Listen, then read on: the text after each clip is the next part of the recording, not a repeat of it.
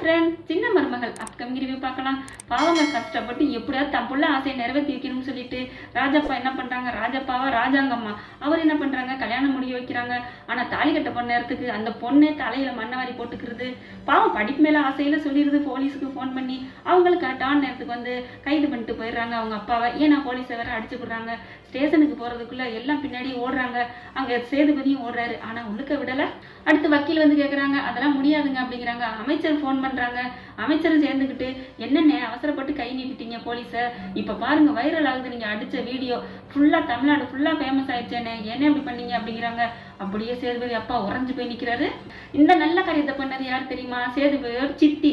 அது என்ன பண்ணுறாங்க, அவங்க பையன் சொல்லி அவங்க பையன் தான் எடுத்துறான் வீடியோவை ஃபுல்லாக அடிக்கிறது, அந்த நடந்தது மண்டபத்தில் எல்லாத்தையுமே எடுத்து காமிக்கிறான். அவங்க அம்மாட்ட கொண்டாந்து பாருமா அப்படின்னு.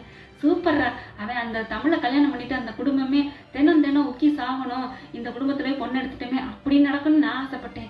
ஆனா இந்த விஷயம் பெரிய சந்தோஷத்தை கொடுத்துருக்குடா, அதை விட 100 மடங்கு சீக்கிரமே உன் ஃப்ரெண்டு எல்லாருக்குமே அனுப்பி தமிழ்நாடு ஃபுல்லா இதை பரவ செய்ய அப்படின்றாங்க அந்த அம்மா. அதனால இவர் எல்லாத்தையும் பரவி விட்டுறாங்க. ஸ்டேஷன்ல இருந்து எல்லா இடத்துலயும் டிவியில இருந்து எல்லாம் ஃபேமஸ் ஆயிருது இவர் அடிக்கிற போட்டோ போலீஸா. அதனால ஒன்றும் பண்ண முடியாதுன்ட்டாங்க. ஆனால் இங்கே மண்டபத்தில் பாவம் தமிழ் அப்பா கெஞ்சுறாங்க எல்லாத்துட்டையும், என் பிள்ளைய ஏற்றுக்குங்கன்னு. ஆனால் அடுத்தோ நீயாவது உன் பிள்ளையாவது அப்படின்னு அந்த பாட்டிலேருந்து எல்லாருமே சேதுபதியோட அத்தை இதுதான் சாக்குன்னு சொல்லிட்டு உன் பொண்ணு ராசியே இல்லாதவ ஆளை விடுங்க அப்படின்னு சொல்லிட்டு எல்லாருமே கிளம்பி போயிடுறாங்க. இங்கே நீ ஒரு நிமிஷம் கூட இருக்கக்கூடாது, இந்த ஊரை விட்டே போவோம் அப்படின்னு சொல்லிட்டு கிளம்புறாங்க. இந்த சம்பவம்லாம் நடக்கையில தமிழ் மட்டும் சிரிச்சுட்டே இருக்காங்க. அப்பாடா தொலைஞ்சிச்சுடா அப்படிங்கிற மாதிரி. ஆனா அங்க தங்கச்சி இருந்துட்டு கேட்குறாங்க, அக்கா நீ தான் இதுக்கு காரணமா, நீ தான் ஃபோன் பண்ணியா? ஆமாடி அப்படிங்கிறாங்க. அதுக்கப்புறம் ஊர்ல இருக்கவங்க எல்லா லேடிஸும் ஒரு 4-5 பேர் வந்து தமிழச்சி அம்மா கிட்ட தமிழ்ச்செல்வி அம்மாட்ட வந்து பேசுறாங்க.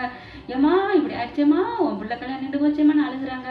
அப்புறம் என் பேத்தியை பாவம் ஆரத்தி எடுக்க வேண்டியவ வீட்டு மருமையினோட வந்திருப்பாளே, இப்படி ஒத்த கட்டையா வந்து நிற்கிறாளே அப்படின்னு புலம்பி தள்ளுறாங்க. அப்புறமா பாட்டி எனக்கு சேலை உறுத்திட்டு இருக்கு, போய் கலட்டிட்டுமா, போமா போ அப்படிங்கிறாங்க. தங்கச்சியை கூட்டிட்டு உள்ளார ஓடிடுறாங்க.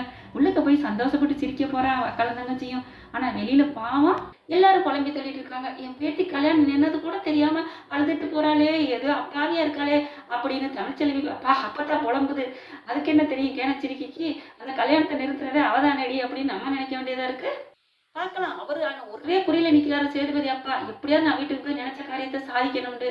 வெளியில வர்றாங்களா, வெளியில வர முடியாம போதா, வெளியில வந்து தமிழ்ச்செல்வியை தாலி கட்டி வைக்க போறாராமா எனக்கு, இல்ல அப்பாவை வெயில் எடுக்கிறதுக்கே சேதுபதி நாயா அலைய போறாரா அப்படிங்கிறத பொறுத்து இருந்து பார்க்கலாம். ஓகே ஃப்ரெண்ட்ஸ், உங்க பொண்ணான கையால் ஒரு லைக்கை போட்டு சப்ஸ்கிரைப் பண்ணிருங்க. Thank you friends.